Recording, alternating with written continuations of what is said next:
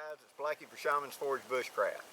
Okay, thanks to William Collins and his kind words about winter hammocking, I decided to come out and do a video on how I winter camp in a single hammock. Now usually I use my Hennessy, but for the purposes of this video I'm going to show you the little tips and tricks that I do in the winter to camp when it's not horribly bad condition. It's going to be in the 40s tonight, to use a single hammock. First thing I do is I hang it very low. As you can see right now, my butt is only about width of a Coke can off the ground. That's because I want it close to the ground where I can add insulation from the bottom.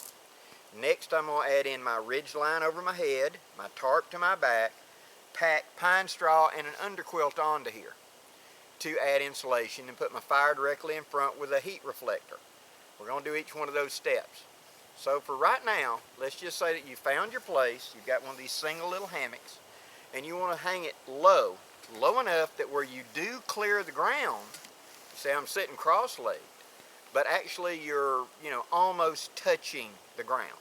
And it's a good thing to go ahead and get in the hammock, stretch it, because you may end up touching the ground, and then tighten it up a little so that you got about maybe the height of a Coke can off the ground.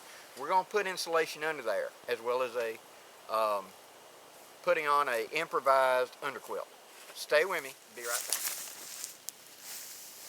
back. Okay guys, now for the underquilt, there's many things you can use, but what I'm going to be using is a U.S. Army poncho liner, or wooby as they call them today. What we're going to do is we're going to take the full-size poncho liner and we're going to double it in half. Okay? Now it has these pre-attached ties. So we're going to take the two front corners, put them together, and then the tie out that's on the end. We're going to take the two front corners and loosely hook them together, tie them together, like that. And then we're going to take the other end and we're going to go up underneath ourselves and tie it up here at the head of the hammock.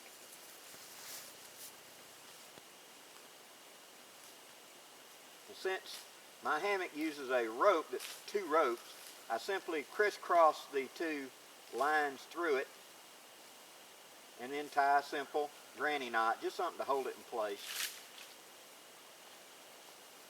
Now I pull it underneath and walk down the length of it.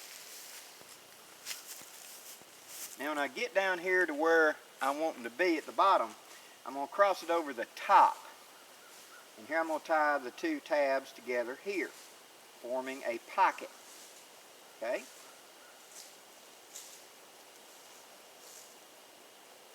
Now from here to the foot, I'm going to put a piece of paracord to hold it snug. I'm going to pull it kind of snug, not bad, just where it's got some give. And I'm going to hook it just like that.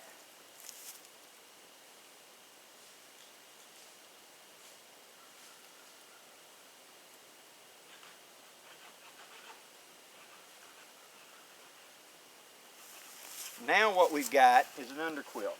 It's loose because when I get in it and sag down, it's going to pull tight. Like this. See, now I've got the extra layer of insulation on the outside underneath me.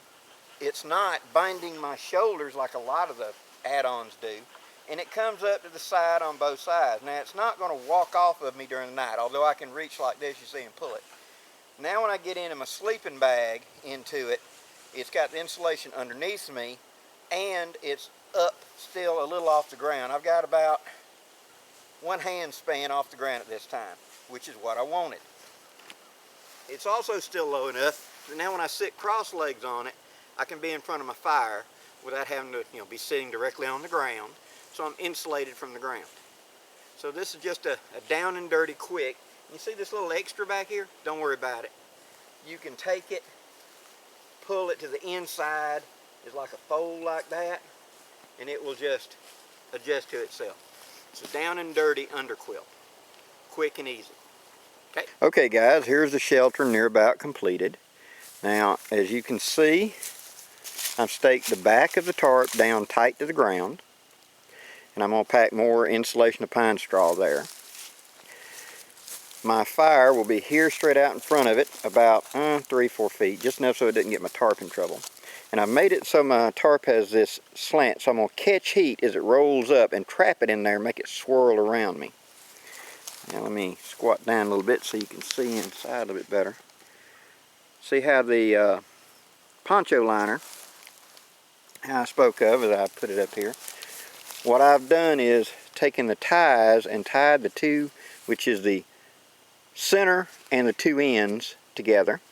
And then I've used my double hammock line, the excess, to come through this loop. This allows the bottom end to kind of float a little bit, whereas the top up yonder is directly connected.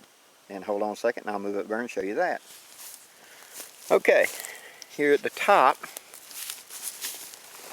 what we've got is it's actually tied through the hammock ropes to form a loop, and then the excess, see, whenever you tie it like this, you're going to get this big old pooch. I take that excess and I pull it to one side, inside, like that. Now what this will do is whenever the hammock actually, I'm laying in it, this will kind of seal up this trapped air in here, because I want it kind of loose around my shoulders but tight down the feet. Now, as you can see in there, plenty of room, and with me in the hammock, I'll be laying relatively flat with insulation up under the bottom, insulation to my back, and a fire to my front. Thus, a winter hammock set.